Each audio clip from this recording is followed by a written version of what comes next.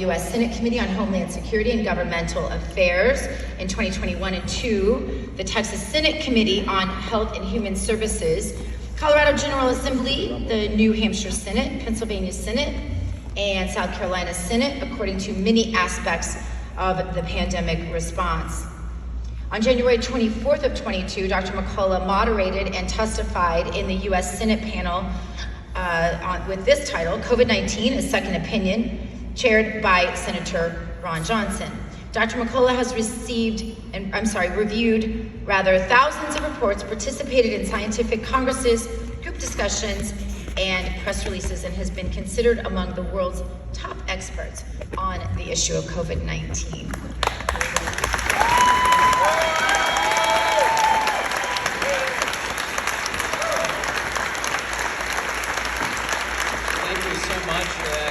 Introduction, and thanks to each and every one of you for attending. You know, the conference is right on time. The schedule I had is really within just a minute or two when I was supposed to be up. I'm Dr. Peter McCullough. I'm a practicing internist and cardiologist in Dallas, Texas. I'm going on Fox News in a little bit in St. Louis. I'm going to film with Dan Bongino for tomorrow night, so you guys can say, you just saw me here before we go on, and I can tell you, I testified in the Texas Senate most recently, and I made the case successfully that there's always been a duty to treat patients from the very beginning, and there always has been a community standard of care.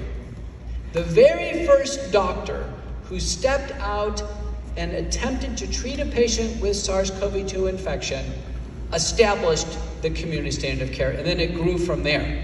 The community standard of care was not determined by the CDC, NIH, or FDA. It wasn't determined by the Missouri or Texas medical boards or the American Medical Association or any of the professional associations. The community standard of care is established by treating doctors. And I made that case in the Texas Senate in front of the Texas Medical Board. And 2 nights ago, I received a letter from Dr. Brian Proctor, who is one of the finest treating doctors in Texas, with a letter from the Texas Medical Boards saying we reviewed everything after he had been drugged through the mud and the legal trail on this for months, and said, Dr. Proctor, you met the community standard of care. Wow. Using hydroxychloroquine, ivermectin, and all the other drugs in combination. So I'm going to give you a quick update on treatment, rationale for early ambulatory treatment of COVID-19, since there still are cases in the community.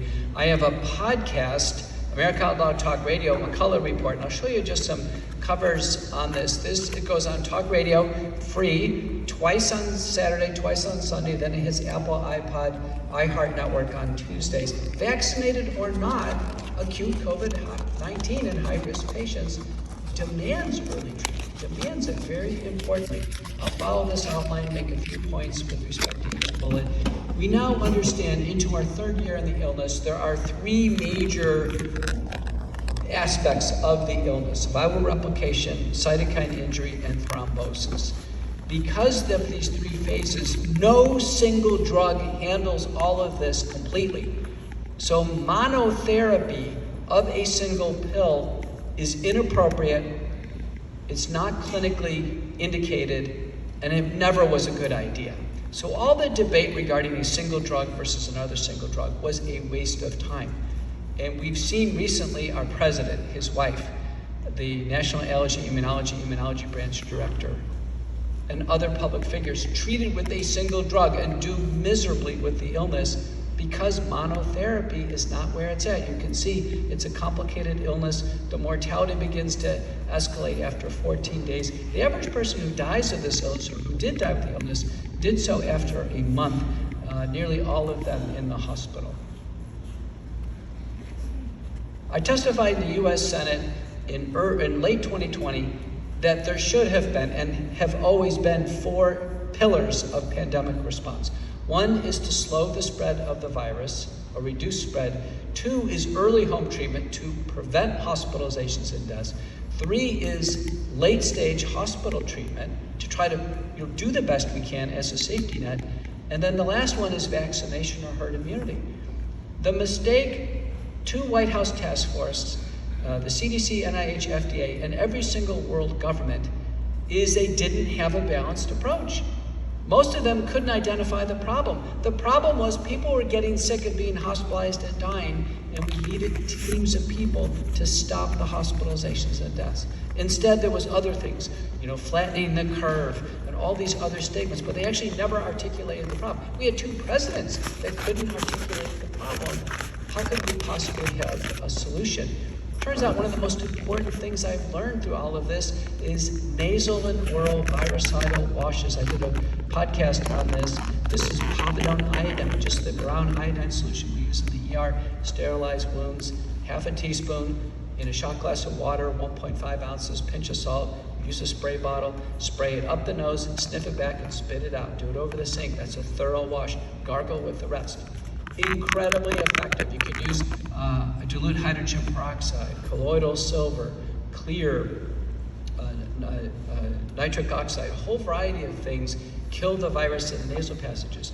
You know it's a nasal infection because that's where they put the swab to test for the illness. Of course, we must treat the nose. It's been amazing how people have been interested in a vaccine in the arm, pretty far away from the nose. They've been interested in pills and IVs, but no one's actually dealt with the problem here. There's been a preoccupation with using hand sanitizer. It's not a hand infection, it's a nose infection.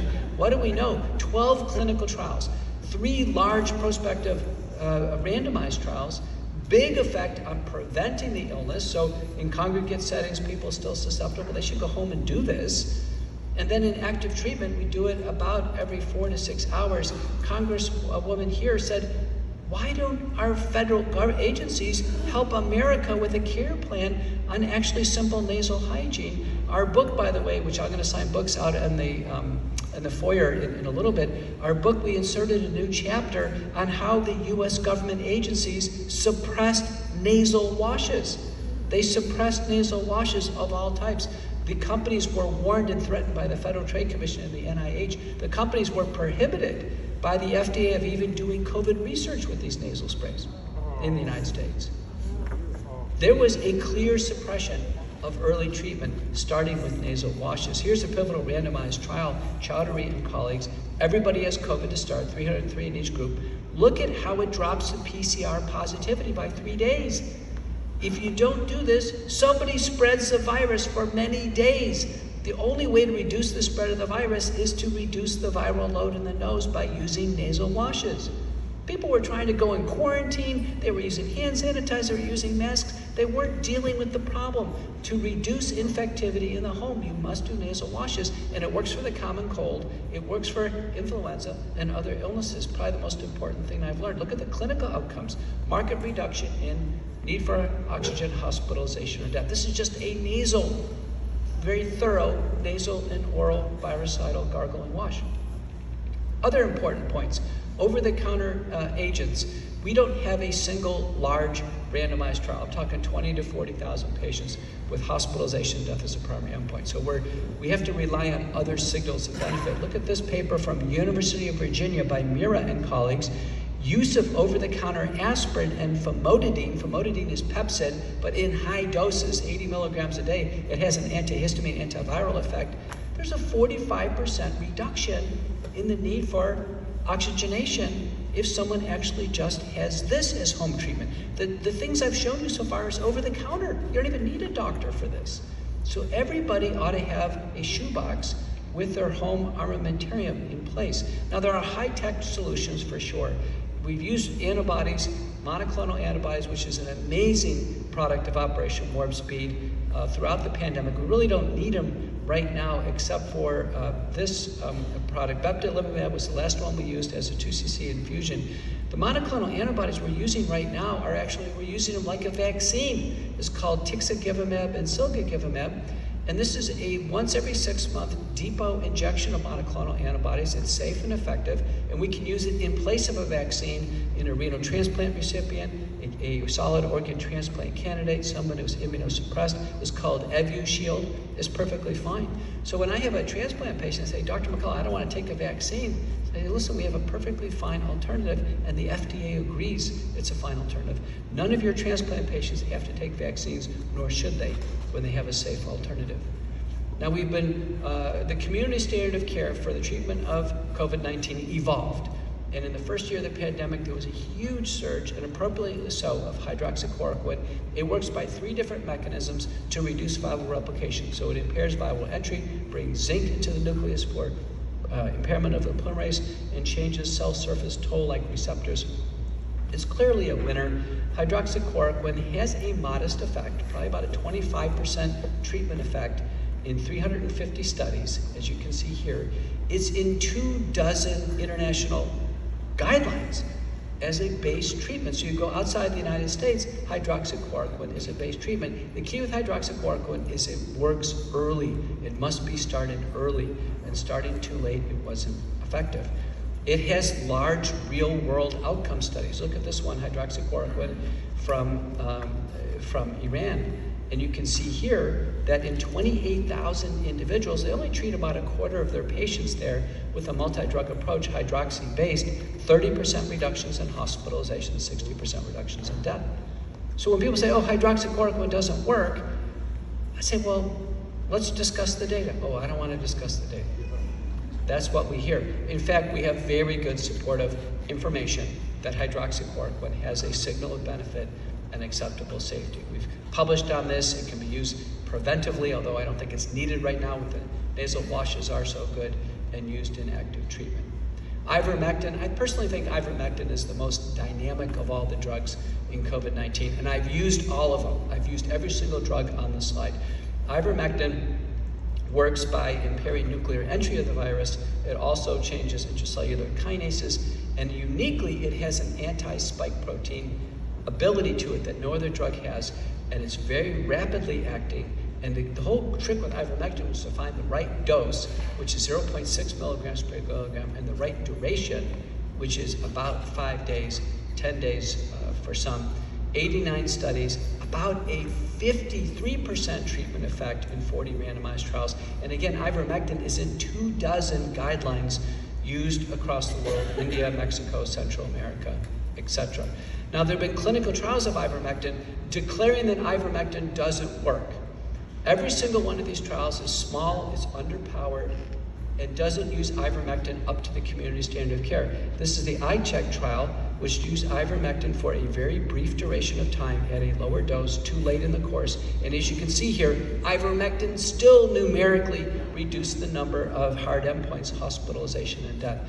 Here's the altogether trial, same thing, ivermectin at a low dose, given for 3 days, late in the course of illness, and even then, numerically, the data favor ivermectin. So even when there is a conclusion that ivermectin doesn't work, when we look carefully at the tables, in fact, it has a treatment benefit.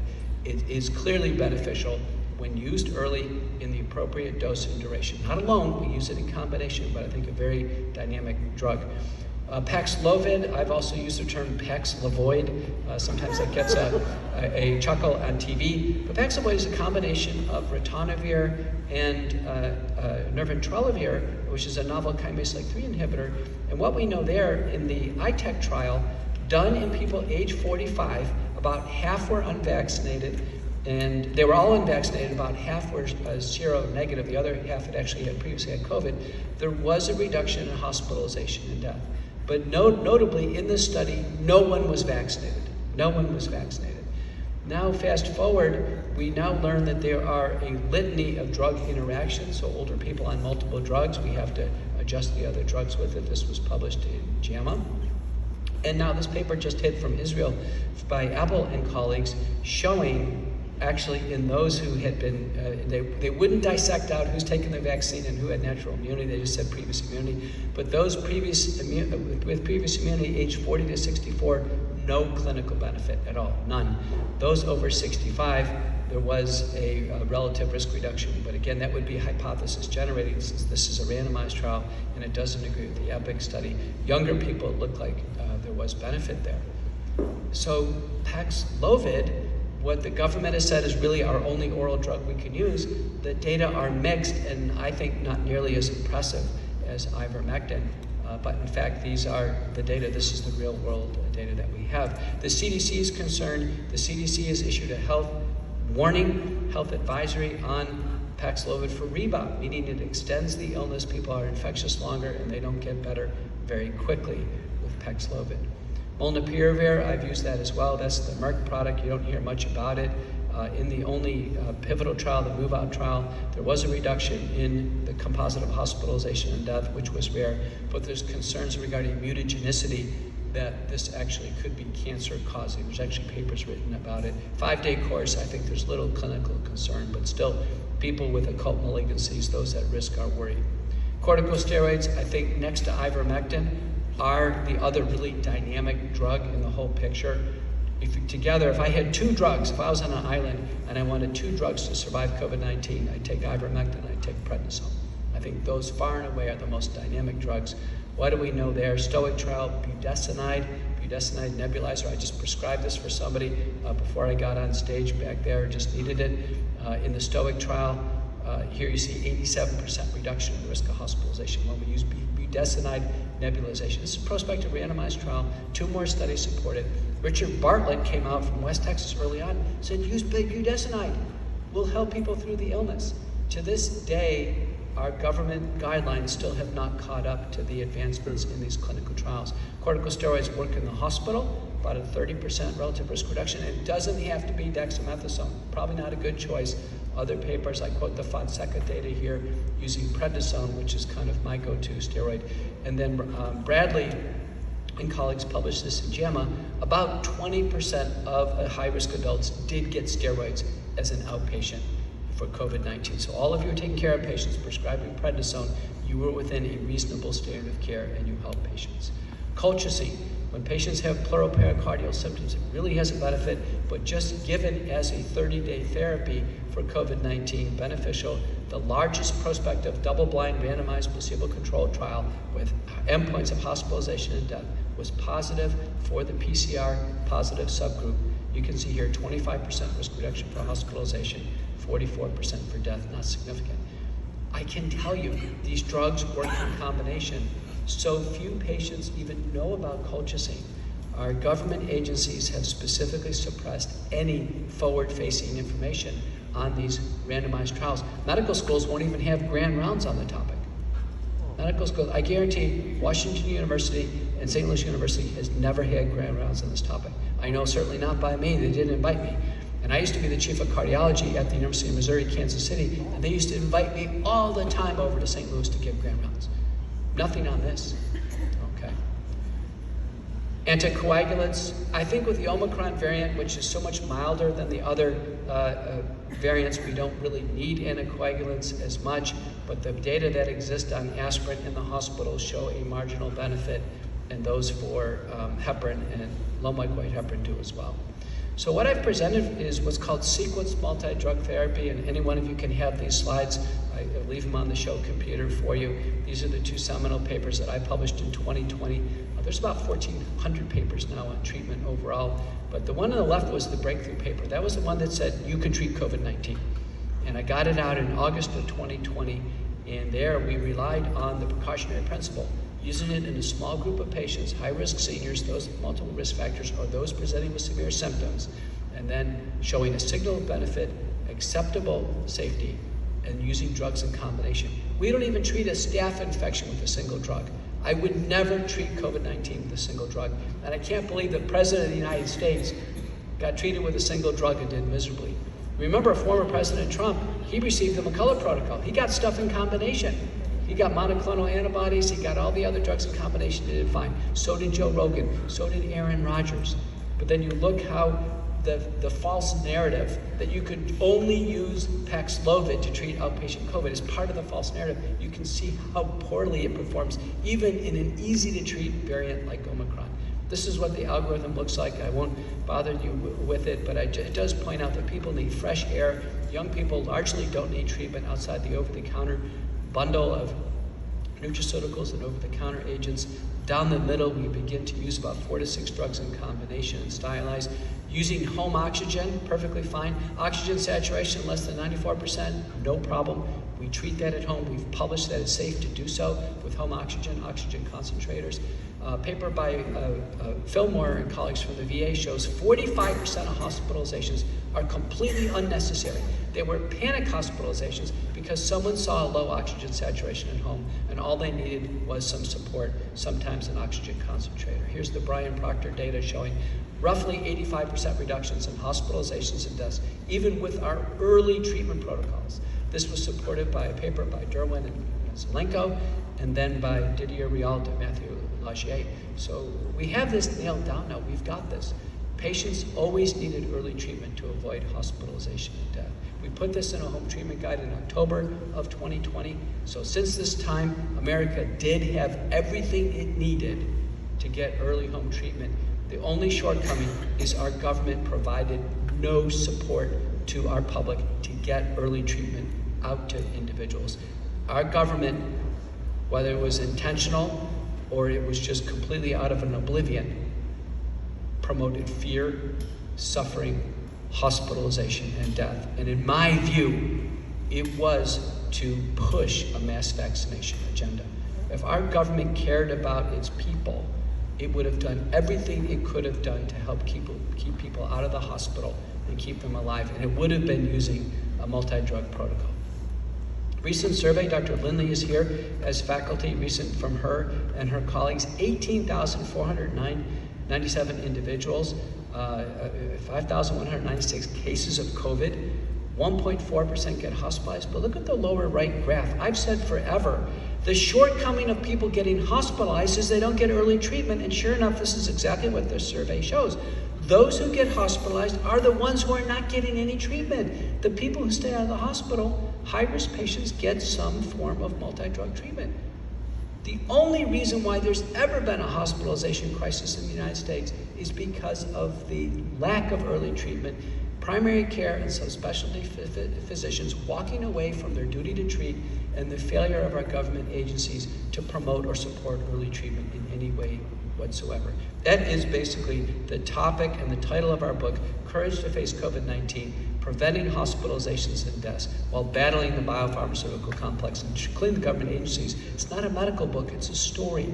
It's a story of how all this came together. You can read it in about 2 hours. It's required reading now at one of the universities in the Northeast. We have a whole book table set up there. Make sure you leave with one of these in your hand. It'll be well worth it. It's a gateway book. You can actually help show it to others and have them understand what's going on. I want to make a comment regarding inpatient treatment. I know Dr. Artis and others are going to comment on this, but this paper by Burns is notable. Burns and the Academy group reviewed the hospital protocols. How many times have you heard doctors say, it's the protocol, we're not going to deviate from the protocol? Well, she reviewed the protocols and published it in JAMA. You know what the conclusions were? The conclusions were that only 18.8% of the protocols actually had any requirement to provide a review going on, an evidence-based review and an update, and only 9.4% had an external review process by stakeholders and fair informed consent.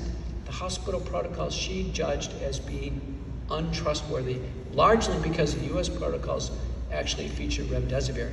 The WHO said in November of 2020, do not use remdesivir. Causes death, causes kidney injury and liver injury. The fact that any person in this state received remdesivir after November 20th is a crime. The fact, and I lectured the Texas Senate, I said the fact that the Texas Senate didn't hold an emergency meeting and ask who in Texas is getting remdesivir. When a worldwide body does the largest clinical trial, gets the European Society of Critical Care, gets human ethicists, and says do not give a medicine, the fact that any legislative body would let this occur, the fact that any hospital administrator would let this occur, the fact that any doctor would write the order is a crime. It's a crime, and I think it will come out as a crime. There's no doubt about it. There was a complete abrogation of medical responsibility. It was malfeasance. I'll turn my attention in the last few comments on vaccines. I know everyone here is going to get a lot of information if they haven't already on vaccines. There was an early warning that the vaccines were in trouble. Remember, if something's not safe, it doesn't matter how effective it is. If it's not safe, get it off the market. Get it off here. We cannot have people exposed to unsafe products. We had data early on in April of 2021 The reports were going off the Richter scale. Dr. Lindley marshaled this forward. After a series of very strong warnings from the World Council for Health, which represents 70 bodies worldwide, they came out on June 11th with a pharmacovigilance report. It says, pull them off the market, they're not safe. Pull them off the market for excess mortality, injuries, and disabilities.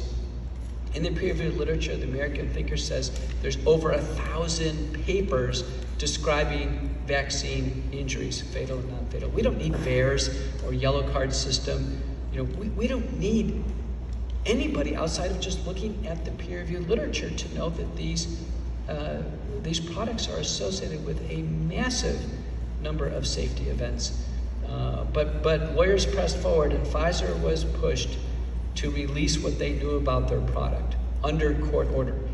The lawyer for the FDA did not want to release Pfizer's dossier to you, the American public, for 55 years. What did it show? Within 90 days of release of Pfizer, there was 1,223 deaths. The FDA didn't stop it, Pfizer didn't stop it. This is prima facie evidence that we are witnessing the biggest government cover-up with Big Pharma of an unsafe product causing loss of life of Americans in the history of medicinal regulatory action. It's a cover-up, and everyone's involved. 2 chairmen of the FDAs, all the FDA oversight, Big Pharma, 5, 10, 15 deaths, no more than 50 deaths off the market. Didn't happen during the clinical trials. Something went bad once these products were released on the market. Something went bad. And I can tell you, of interest, these deaths that occur, they don't occur randomly. They are associated with specific lots of product. And it may be those products, honestly, that actually have good manufacturing and good product handling, and they actually install a good amount of viable messenger RNA that really injures the body, and those that are relative duds or get degraded product that actually are benign. A recent survey by Zogby showed that 15% of people who took the vaccine have some new disease or medical problem. And that agrees with a survey done by Michigan State faculty, Tidmore, where 22% of Americans know somebody else who's been injured. It's all cohesive. Large numbers of people have been injured, unfortunately have lost their life, and that's what has triggered the mass protest. People have asked Dr. McCullough, what's the worst vaccine? Well, there's very few head-to-head studies, but I can tell you Moderna at 100 micrograms of messenger RNA compared to Pfizer at 30 micrograms of messenger RNA. In every head-to-head comparison, Moderna looks more dangerous. This is myocarditis here. Moderna looks more dangerous. In Archives of Pathology, this paper, 2 teenage boys lose their life, and the pathologists, University of Michigan, University of Minnesota agree it's fatal vaccine-induced myocarditis. Do you know the consent form was never updated to warn parents and young people that they could die of myocarditis to this day? It's malfeasance. Do you know any other product in the world, when there's a new major safety event, they update the package insert, they update the consent. The consent form still hasn't been updated for this. Here's the outbreak curve. We're now finishing out the BA5 variant, back end of this curve. We don't know what's going to happen next. I still think there are susceptible populations. People keep asking me, Dr. McCullough, is it finally over? And I said, I don't know. I don't know who else is going to get COVID. My estimate is the number of people who are still wearing masks, that's probably the same number are still going to get COVID right now. How many of you have had it? How many of you have already had it? Yeah, so just about everybody. I think so. And one thing I can tell you, once you've had it, you can get it a second time, but the risks of hospitalization and death are negligible. It's indistinguishable from a common cold. Our CDC has announced, effectively, they've botched the pandemic response, and there should be an overhaul. I personally think the CDC never should have made any recommendations regarding contagion control. And I personally think they should have never made any recommendations on vaccines. The CDC's role is outbreak investigation, in vitro diagnostics, and data analytics. They actually don't have any role issuing guidance to America. And you knew this because when the CDC was saying we should wear masks on airplanes, we finally had a federal judge say, no, the CDC can't tell people to wear masks on the airplane. That's what took this down. So the CDC, in its overreach and in its ineptitude, led America down a road of just catastrophe, and I think everyone agrees now. There have been 4 false claims to the vaccines. There's 3 that you know about and 1 that's anticipated, but let me just go over these. The vaccines prevent the infection. It was widely known early in 2021, thousands of people were being hospitalized with COVID-19. The vaccines did not stop the infection. Number 2, they stopped transmission. No, they didn't do that. There were fully vaccinated cruise boats, weddings, they transmit. Our CDC director came out and said they don't stop transmission. Number 3, they make the syndrome milder. That's the consolation prize. Like, oh, thank goodness I got my vaccine. Do you know there's not a single prospective, double-blind, randomized, placebo-controlled trial where hospitalization and death are a primary endpoint where the vaccines could actually make that claim? And yet there's plenty of opportunities to do such a trial. The FDA has never granted that claim. All we have is some, in my view, some biased, invalid studies trying to make that claim. It's a consolation prize. The most, I think, appropriate meme is the guy who gets COVID and dies and then says, thank goodness I had my vaccine. It could have been worse, right? The vaccines simply don't work. And I think the fourth false claim is that they're going to prevent COVID from coming back. There's now the bivalent vaccines against BA4 and BA5. That's going to be a big push this fall. But in the rubric of dumb and dumber, the CDC has said that the only people eligible to get the new vaccines are those who previously had the old vaccines. So everybody who's not taking a vaccine is off the hook for the booster. It's like happy days. Happy days. So with that happy note, I'll finish and conclude by saying COVID-19 pandemic is a global disaster. Its pathophysiology is complex. It never was amenable to a single drug. To even propose we'd use Paxlovid as a single drug was a complete and total clinical lapse. The major outcomes are hospitalization and death. I think everybody knew they were going to get it, just don't get put in the hospital and certainly stay alive. The pre-hospital phase is the therapeutic window. First 3 days, critical. Hospitalization and late treatment, inadequate. The current ICU mortality is still 30%, ventilator mortality over 50%. It's too late to get put in the hospital. Early ambulatory treatment, multi-drug has always been the approach. McCullough Protocol, FLCC, the Rialp Protocol, Zelenko, they all have common features that were safe and effective. And then lastly, the genetic vaccines have been a catastrophic disaster. Recently, you probably saw Tucker Carlson's monologue last night where it's clear now the left is coming out and trying to hang the vaccines on Trump and saying, oh, now the vaccines are a real dog. So this is gonna be a real interesting conversation because remember the front has been safe and effective, take them. And even if someone was failed by the vaccines, they wouldn't say a word. Now, Dan Bongino came out in the last few days. Dan said, listen, taking these vaccines, worst mistake of my life. Now, where's Deion Sanders, who got blood clots and shooting off his legs? Where's Justin Bieber? Where's Marvin Hagler's family? Where's Hank Aaron's family? We need to see kind of this outrage start to come as people start to realize they were failed by the vaccines. So I'll stop here, and I'll let the moderator take us from here in terms of lunch, and then we have a book for you outside, Courage to Face COVID-19. You can read it on the way home. Quick read. Thank you so much.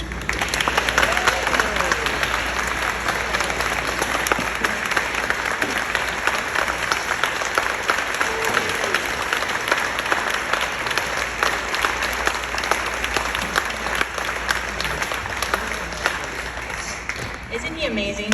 We're so blessed to have him with us today. Thank you. So I need 5 minutes of housekeeping.